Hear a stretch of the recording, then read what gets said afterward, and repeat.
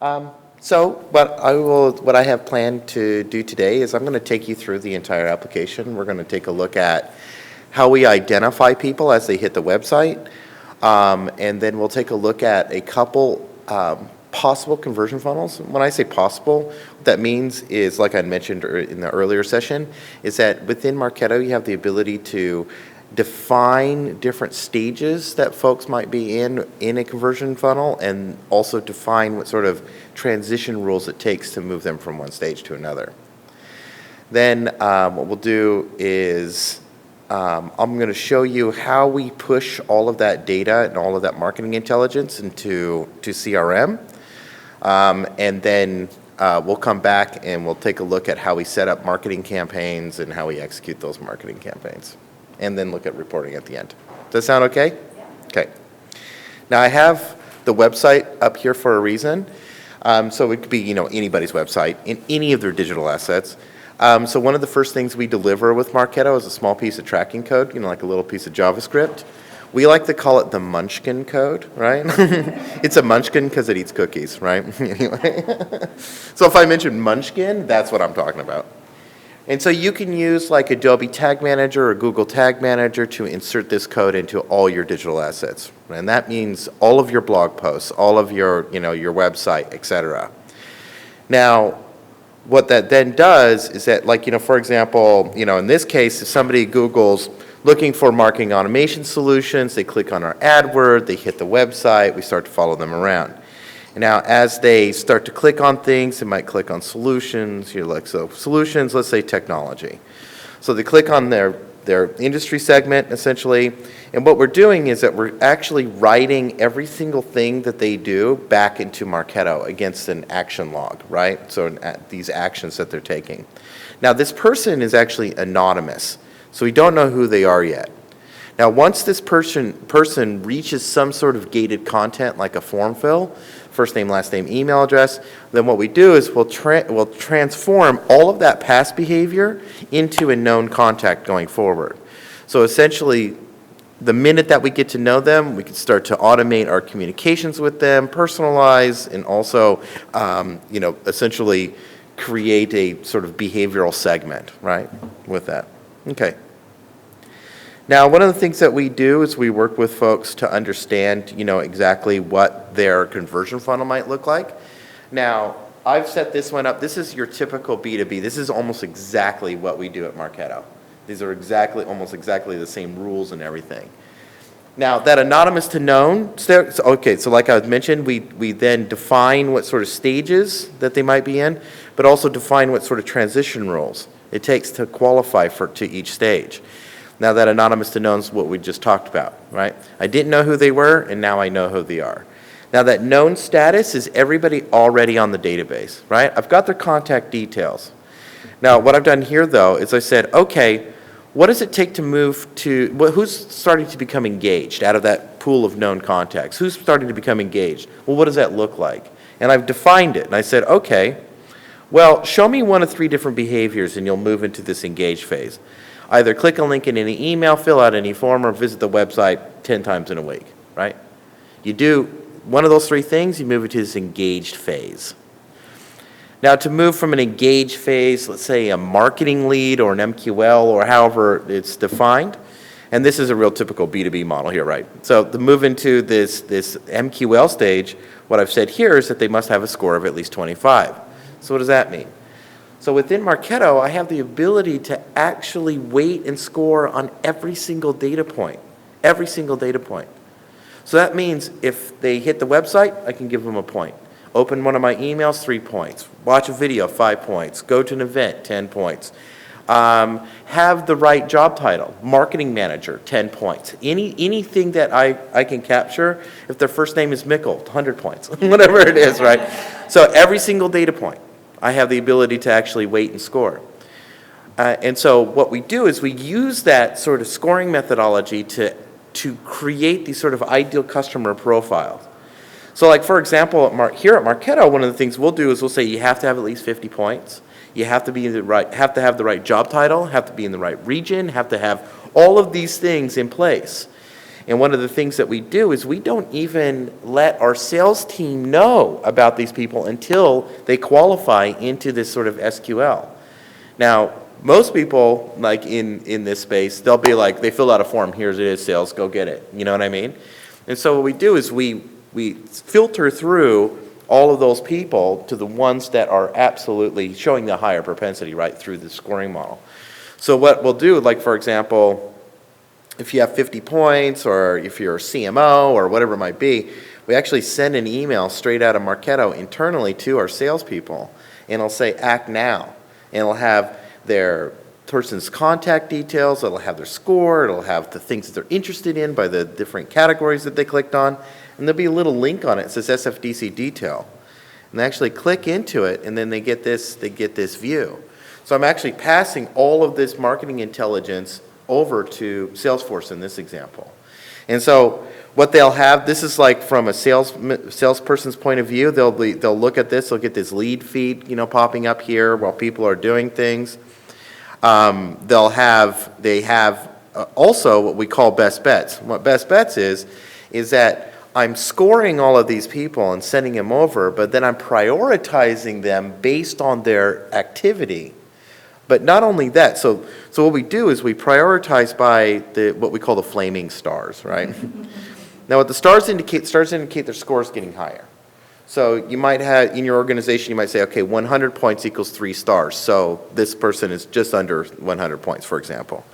But what the flames indicate is their frequency of engagement. So what we do is actually time when they do things. So their flames can go up if they're doing things right away. And what that means is that they're hitting the website like several times during the day. If they're opening the emails the minute they receive them. They read several blog posts. We're just timing every time they do something. And so that allows them to have this sort of prioritization on things that they're doing. Now, this is a kind of funny story. So one of my salespeople in Australia, one of the things that he saw the CEO of a major bank pop up here on his lead feed. And what he did is he clicked down on that contact record. And what you get is essentially everything that they've been up to. That if they've been hitting the website, what they've looked at, what the emails they've read, everything. So, and what we do is we have this sort of interesting moments. So interesting moments, this is a big differentiator with Marketo, is that the marketer can define what those are. So I can actually take a group of behaviors and say, okay, this is important, or this shows a propensity for conversion, right? It's sort of best practice. And so what I've said here is that, okay, like for example, if they hit the website several times during the day, that could be an interesting moment. If they watched a specific video, that could be an interesting moment. So you can define these things instead of just sending over every single action that they do. So it gives them this sort of distilled list of things that they're doing. Now, this sales guy in Sydney, what he did is he saw this banker, the CEO of the bank, pop up, went to this page, took a screenshot, emailed it back to the CEO and said, don't you wish your people could have this kind of transparency? And he wrote back, well played, and he CC'd his CMO. I thought that was pretty clever. Now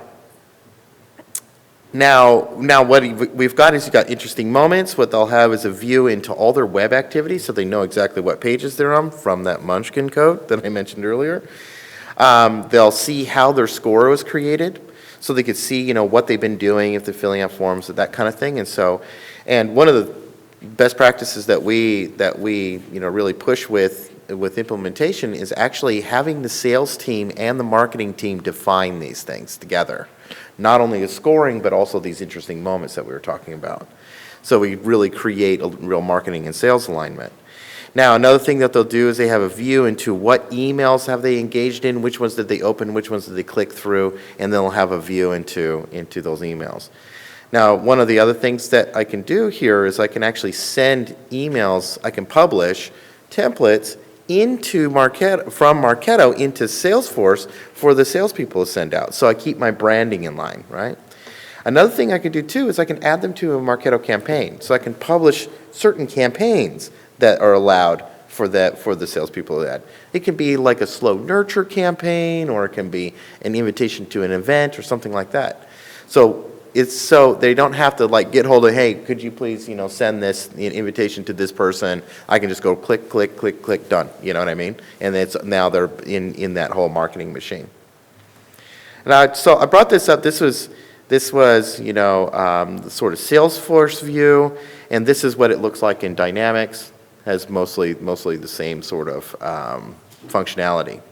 Now, what the sales folks will do is they'll end up opening up an opportunity with this account, right? And that opportunity actually carries a dollar amount.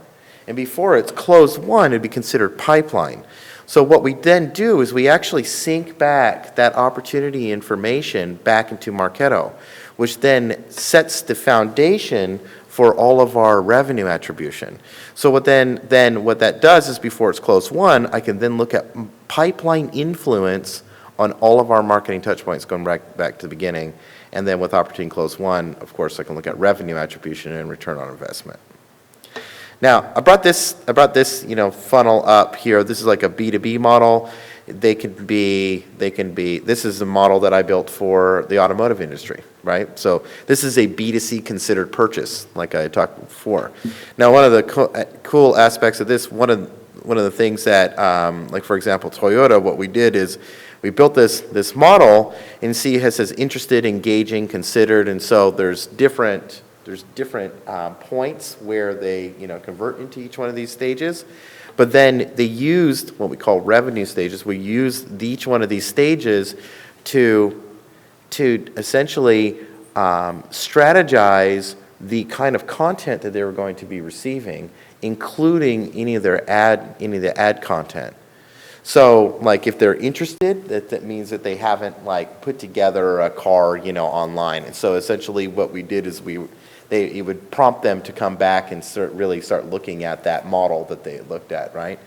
Then in the engage side of it, they actually did do that, and they may have. And our goal was for them to book a test drive, with a similar model.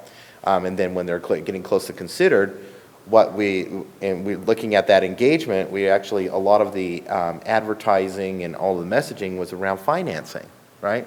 So it's getting them interested into it and then pushing them over the limit and then having that sort of transactional side. But what was cool with that is that, not only does it stop at that transaction, we are looking at how we would essentially nurture them into an advocate, a brand advocate role. And by looking at, are they sharing on social, and those are the other aspects that help transition them to those different stages. Okay. All right. So to help people move through the funnel, what do we need to do? We need to run campaigns. And so what I've got here, I just opened up our what we call marketing activities. And in marketing activities, I've got really 4 distinct types of campaigns. The first type is your typical email campaign. This is where I select an audience or create a list, select an email, conduct an A/B test, and send it out, right? Typical email stuff. Now, what the second type is what we call smart campaign. Now, smart campaigns are trigger-based. And so if they do something, I can set off a whole flow of activity. And I can define those triggers wherever I like, right? And then earlier, they were talking about how there can be a trigger off the website. That's actually where they're getting this. It's from this Marketo stuff. That is one of the biggest differentiators with Marketo, is having this ability to define triggers. And I'll show you how it works. Now, the third type are what we call nurture campaigns. Now, nurture campaigns are structured differently in Marketo than they are in any other marketing automation platform. Most marketing automation platforms structure them as this sort of Visio diagram where they drag and they say, okay, you're going to consume this content and get this email, and then if you don't open it, then I'm going to send you this. What we do with ours is we structure them as streams of content, and each stream of content contains its own cadence. So I might have a stream of content that goes out once a month, I might have a stream of content that goes out twice a week, etc. Now, the fourth type are either online or offline events. So this helps you manage things like invitations, RSVPs, reminders to attend, etc. Right? So we can automate that entire process. So I'll give you a quick overview of how these campaigns work. Like so here for the email program, what I want to do is I'm going to go create a list, right? And I can either import a list like a CSV file, or what I can do is edit a smart list. Now a smart list is a series of filter criteria that's based on every single data point that I'm capturing against that contact. And not only, but actually what this filter criteria kind of comes in 3 different flavors. One, it's all the demographic and firmographic information I'm capturing. I can utilize that in my list creation, right? 2, any of my defined segments. So any of my defined segmentation rules. So it might be industry segments or however you want to do it. But 3, what we do is we couple that with any past behaviors. Because what we like to do is we like to say, behavior plus demographic equals engagement. So not only am I reaching out to this segment, I'm reaching out to a segment that has recently done something, has been recently engaged in some way, right? And I can define that. So like I was just talking to people in Denver, I could say, all right, California and Colorado, whatever it might be, right? I'm able to then say, well, I'll just say San Diego. Oops, San Diego. If you notice, it says inferred city, so it'll look at the IP and do a reverse IP lookup and actually write that back. So I don't really have to have them fill out the form that they are in San Diego. I know that they visited the website from San Diego, and so I'm going to grab those people. I may have their email address, but not that.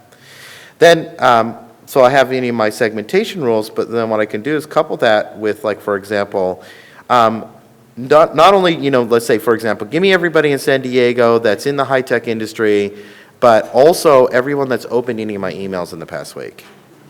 They may have opened up my emails, but they haven't visited my website in the past 30 days. So I can look at positive and negative behavior, right? And then another thing I can do is I can utilize any data that I'm actually integrated with other systems. So any data value changes. So I can do things like, and also give me if we had any outreach logged into Salesforce in the past 7 days. So I can use all of this information to create these lists. They're very granular, and that's a big differentiator, is utilizing these past behaviors. So what that'll do is I'll reach down into the database, grab everybody that fulfills that criteria. Then what I'll do is I'll go and I'll select an email. I just have one set up here for real quick. There's a couple things that I can do with this email. I can add in modules, for example. I can drag and drop modules into the editor. It comes with the same sort of WYSIWYG editor in terms of setting up any of the content. Now, what I can also do is take this block of content and I can segment it. So like, for example, if you fall within this segment, you get that content. You fall within that segment, you get that content. Do you see what I mean? And so, and now if you notice this right here, I'll just go back here. You notice this right here, this is what we call a personalized token. Now, personalized token is every single data point that I'm actually capturing against that contact. I can surface that up in the content. I can do that in the email body, but also we can do it on landing pages. So as they click through, they just keep getting this experience, this personalized experience. All right. So then, once I finish that email, I'll go conduct an A/B test. Now, A/B testing is, pretty important when it comes to email marketing, especially in this B2B space. And usually the tools for A/B testing are really weak, right? You do two variants of subject lines, you send them out for a little bit of time, you wait, and then you see which one got opened the most. Well, this one, what I can do is I can test not only subject line, but I can also test whole emails. So I can have creative versus creative versus creative versus creative if I want to, right? I have from address, date and time, for example. Now, I'll just leave subject line here. I can keep adding on different variants, up to 10 if I want. Drag and drop my test sample size. So let's say I'll take a 20% sample of my audience, test those 4 subject lines over the next few days, see which one gets me the best results. Now, instead of just opens and click to opens like regular A/B testing, I've got so what do I want to get out of this email? What do I want from this email? What's my call to action, right? So what I can do is actually define that. So I can say, all right, in this scenario, I said, do I want them to fill out a form, or do I want them to watch a video? Do I want them to download a PDF? What do I want them to do? And so in this scenario here, I have them fill out a form on a landing page. And so what I'll do is declare the winner automatically, schedule it for a few days, click finish, and then I'll test that 20% sample over those 4 different subject lines, and the one that gets me the most form fills becomes the winner, and I send that out to the balance automatically. Done. And so that's a huge time saver. It's a huge differentiator from things like Eloqua and HubSpot, etc. Now, so what I get back, I'll get back a report that shows me, okay, which one won. Another thing, I can take a look at which, I get my deliverability rate. I also have a list of 1,218 people who clicked to open that email in the first 30 minutes receiving it. That actually will lend to those flames that we saw in CRM, right? So we're timing that. Now, another thing that we do is we look at how people behaved with that content. So did they open it? Did they click through? Did they forward it to a friend? Did they do all kinds of things? Did they unsubscribe? So it's positive and negative behavior. And what we do is take all that behavior and we crunch it down into an algorithm and deliver a 1 out of 100 score on how well that audience actually consumed that content. We call that engagement score. That's another big differentiator. All right. If you're day in and day out in email marketing, that's exciting stuff. Otherwise, it's like, yeah, okay, cool. Now, like I mentioned before, smart campaigns are trigger-based. So what I've got is I've got this ability to define different actions and then follow up on those actions. So what I have here is like, filling out a form. They filled out that specific form in the A/B test that then triggers off something. Now, what I've got here is I've got all of these different triggers that I can use. It can be hitting the website. It can be opening emails. It can be added to opportunity in CRM. But I like to call this my favorite trigger, and this one's called the data value change trigger. So what that means is that I can define any sort of data change from any integration from any system integrated to Marketo. I can set off things. Like, for example, we use this with an integration with Zendesk. So if they are complaining and they're upset, I send a message saying, hey, change that. Data value change is they're upset. Then I tell Marketo, put them into marketing suspend. Don't send them anything anymore. Do you know what I mean? Until they become happy again, and then I'll start sending them promotions and not making them angry. Okay, that's one aspect. But it's anything that's integrated with Marketo, I can trigger off activity, right? So that can be, it kind of opens up a huge amount of things. It could be things from point of sale systems up to, anything that I have integrated. So I'm able to do that as long as it impacts that person, that individual. So this is a huge, huge differentiator. This is that there's no other marketing automation system in the B2B space that can do this. Now another thing I can do with some of these triggers too is, like, for example, I want them to fill out this form. Now, one of the things I can do is I can add constraints to it. So I can just say, all right, this trigger is only available from today till the end of the month, right? So I just limited its time. That's another thing. Just like, and look how easy it is to do this. Now this trigger's like only available during that time. Also, another thing I can do is I can say, I'll just say, okay, well, I'm going to add a filter to that. I'm going to say, okay, this trigger is available only during the month of August, but only people who reside in California, right? So I can use any of my filter criteria. So what I'm doing is showcasing how you're able to really focus the audience through the use of this. Now then once that criteria is fulfilled, then what I have is this ability to use all of these different actions down the right-hand side here.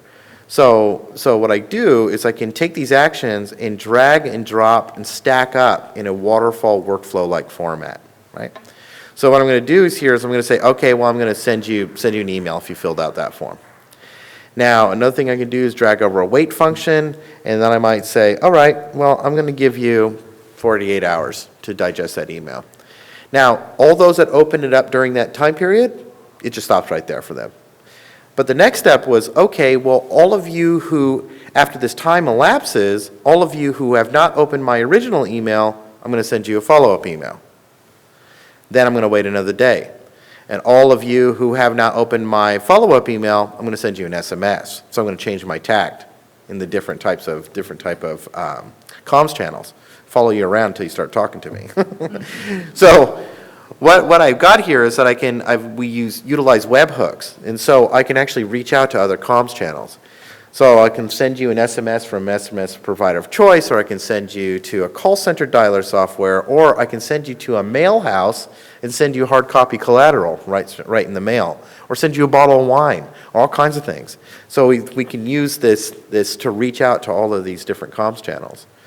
Now, one of the other things that we do too is that we have an SDK. If you have an Android or iOS app, I can send you a push notification to your app, right? Now, another thing to here in this scenario is that I'm going to send an internal communication. That's kind of like what I mentioned earlier. If they hit 50 points, that's a trigger. I'm going to send an internal communication. So in this one, I'm like, I sent you 2 emails, I sent you a text message, and I'm going to send a message to the salespeople saying, hey, you showed intent, you filled out that form, I want you to now call them, right? And so I'm able to set that up. And with the Salesforce integration, I can actually make a task for them in Salesforce to do that. So that's pretty cool. Now, what I'm going to do from here is I'm actually going to kick off a nurture campaign, but I'm going to determine what type of content this individual is going to receive before I send them over there, right? So what stream of content do I want this person to receive? Now, I can do that through segmentation. I can do that through the stages that they're at within that conversion funnel. And in this scenario, I made it really easy. I said, okay, are you a prospect or a customer? If you're a prospect, you're on my prospect list, I'm going to send you to a prospect messaging stream. If you're a customer, I'm going to send you to a cross-sell stream. So then that kicks off my nurture campaign. Now, like I mentioned earlier in when I talked about how after the demo, I walked up to him after the job. This is actually what sold me to Marketo, and I'll show you this. So what I've got is these different streams, for example, that I'm going to send them to. And so let's say this person's a prospect. And so what I've done is I've set the cadence. I said on the first day of every month at 8 a.m. in their time zone, they're going to receive an email, right? So it just sends out. So people they can come in at any time, right? So they might be going to the stream, they might be on the first month, the second month, the third month, etc. Now, if you notice here, I've got 3 months worth of content before it exhausts.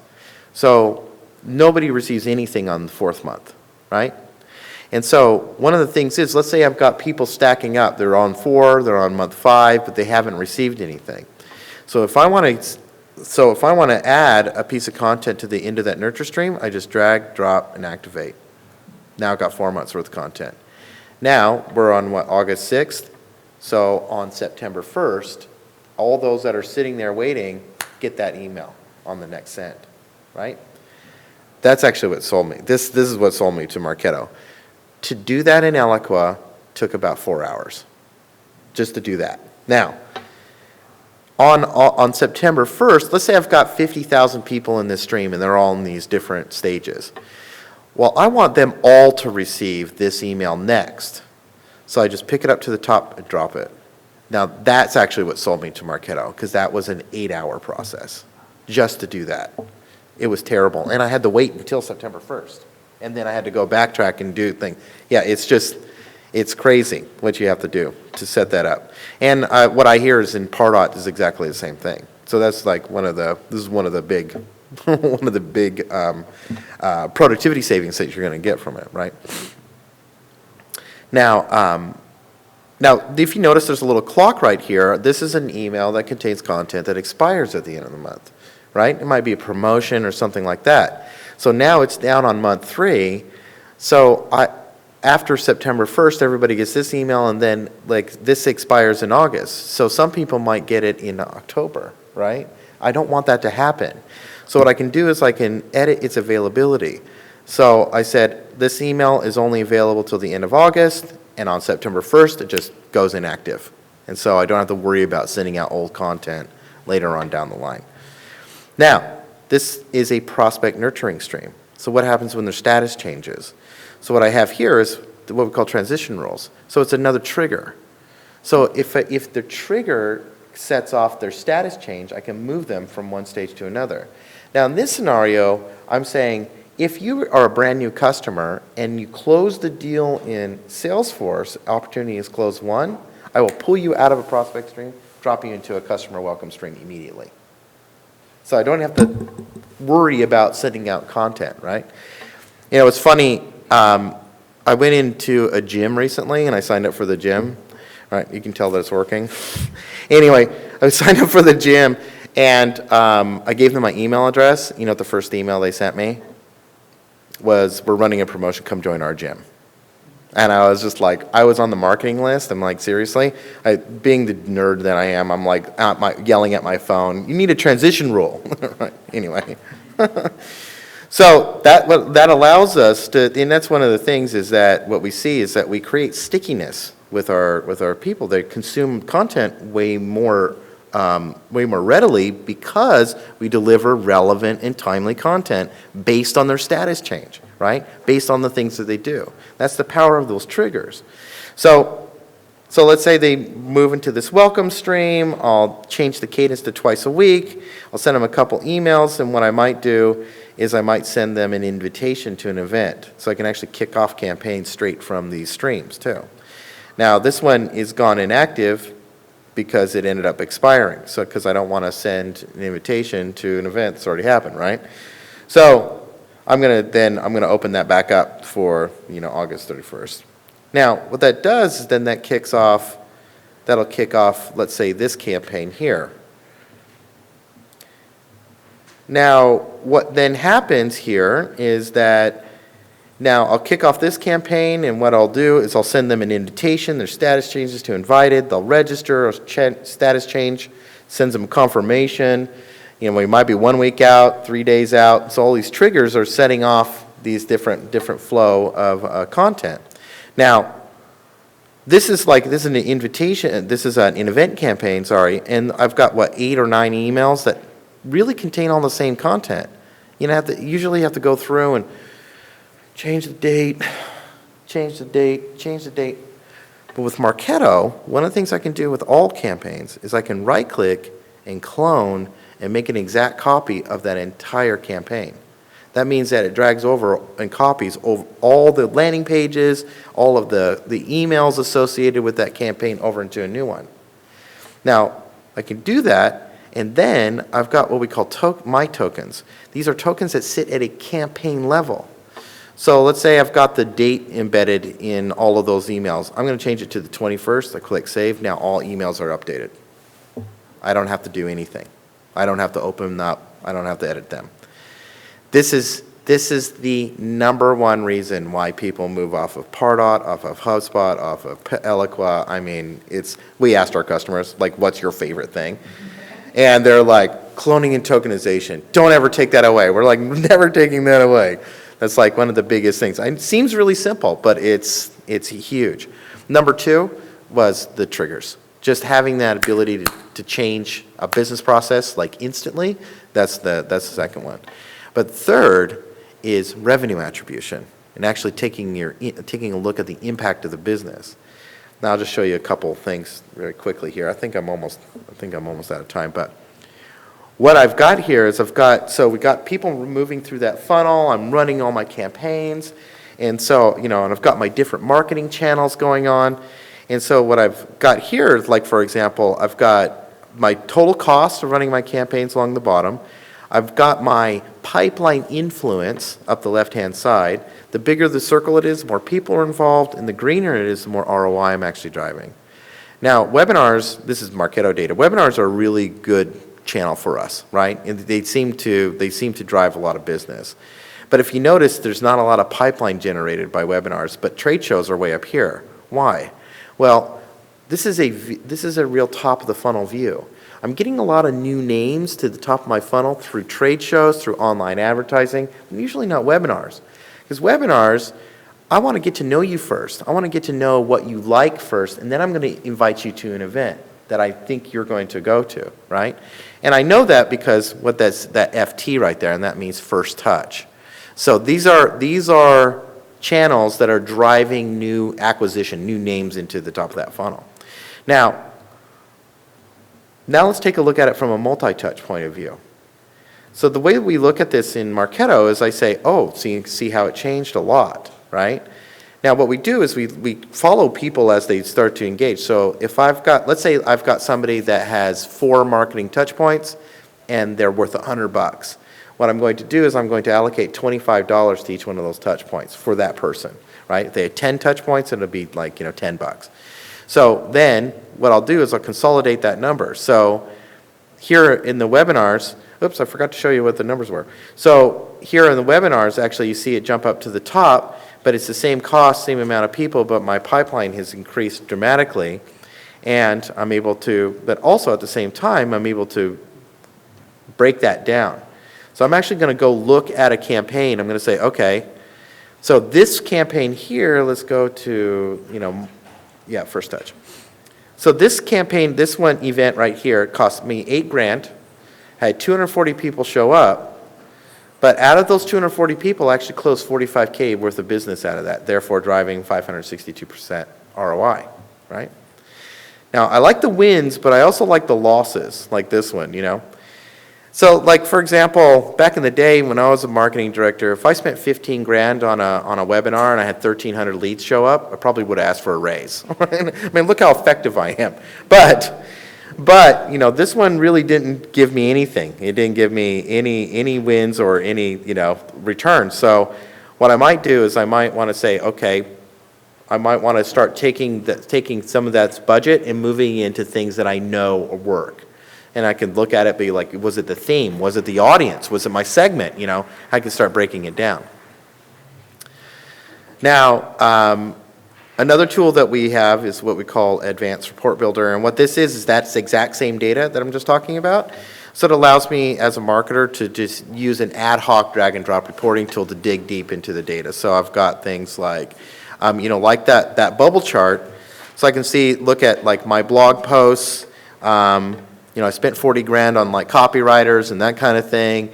I had 3,600 subscribers, and out of those subscribers, I raised $70K. Therefore, I've got a return on that investment, 175% ROI. Now I can look at things like my PPC campaigns, for example. I spent $90,000 on it. I had 1,021 people engaged in it, but that actually raised more, 158K. So I've justified in my 90K spend, right? And so I'm able to dig deep into the data, and like I said here, I can drag, drop, and it'll reach down into data. I can start really digging deep into it. And just recently, one of the things that we just released, exact same data that I was talking about, but in a really pretty format called Marketo Performance Insights, where we're looking at multi-touch revenue one. And so I can break it apart. I can say this page was clicked on, X amount of times and is actually worth, X amount of millions of dollars in terms of how much that content's worth. So I can look at every single bit of content. Like this page is worth $2 million, as this one is, only worth $74K, for example.